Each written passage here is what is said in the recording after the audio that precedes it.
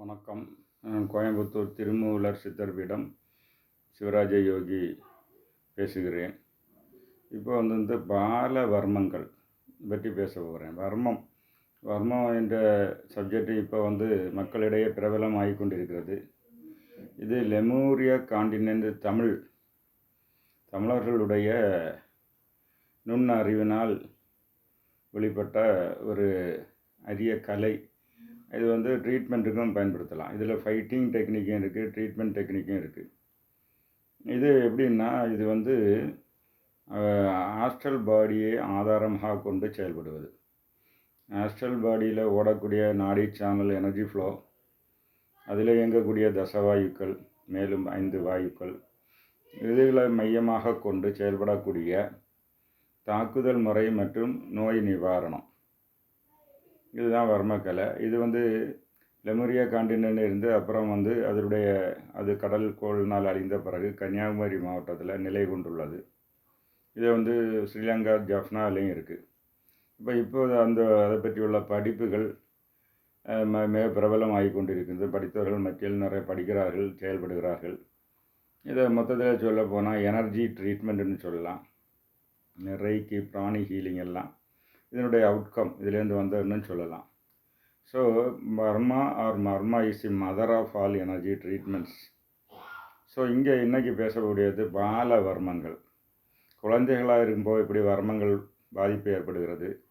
அந்த பாதிப்பில் பிற்காலத்தில் குழந்தைகள் வளரும்போது 5 வயசில் எப்படி பாதிப்பு ஏற்படுத்துகிறது, 15 வயசில் எப்படி பாதிப்பு ஏற்படுகிறது, 20 வயசில் எப்படி பாதிப்பு ஏற்படுது, 25 வயசில் என்ன பாதிப்பு ஏற்படுத்துது, குழந்தை டைமில் அடிபடுறது இல்லை அடிக்கிறது.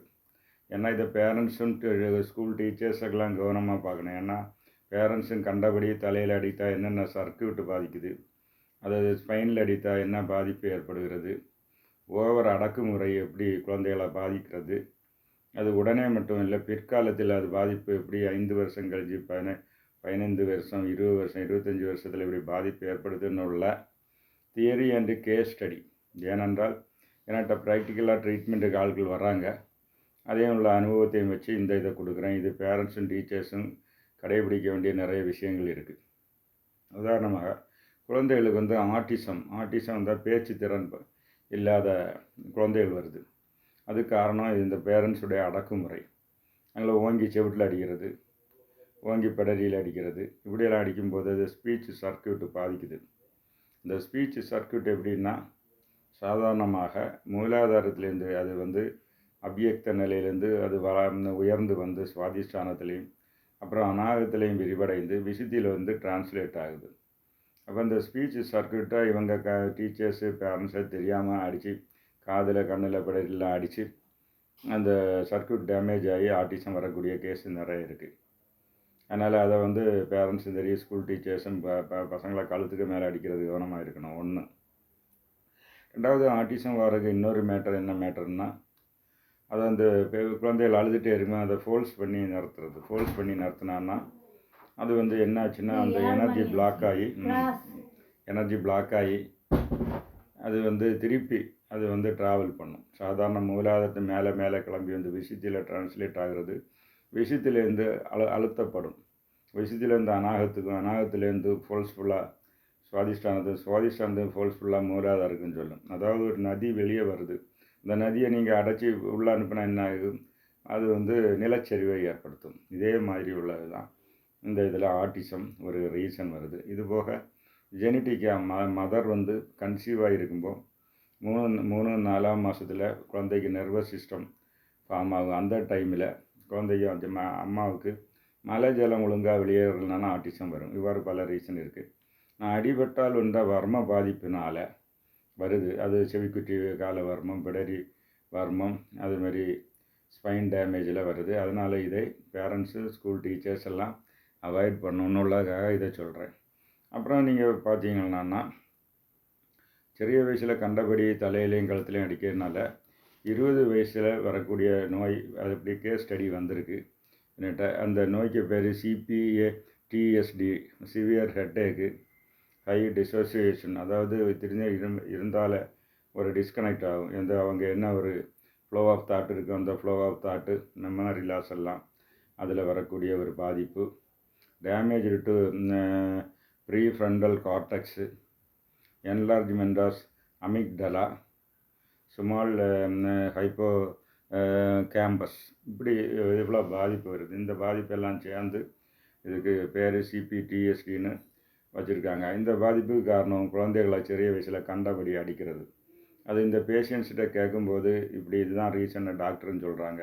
அப்போ இந்த பாதிப்பு 20 வயசில் படிக்க டைமில் காலேஜ் இன்ஜினியரிங் லெவல்லாம் டாக்டர் லெவல் படிக்கும் இந்த பாதிப்பு வருது.